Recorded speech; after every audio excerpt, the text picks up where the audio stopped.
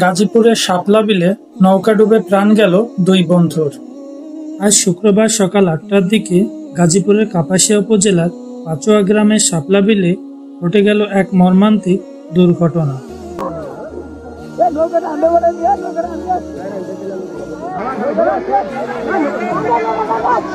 পাঁচ বন্ধু ফুল তুলতে নৌকায় উঠলে অতিরিক্ত ওজনের কারণে নৌকাটি ডুবে যায়।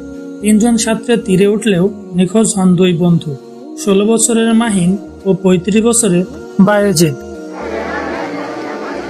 স্থানীয়দের সহায়তায় তাদের উদ্ধার করে হাসপাতালে নিয়ে গেলে চিকিৎসক তাদের মৃত ঘোষণা করে। এই হৃদয় বিদারক ঘটনায় এলাকায় শোকের ছায়া নেমে এসেছে। স্থানীয়রা বলেছেন, পর্যটন এলাকায় সুরক্ষা ব্যবস্থা জোরদার না থাকলে এমন দুর্ঘটনা আরও ঘটতে পারে।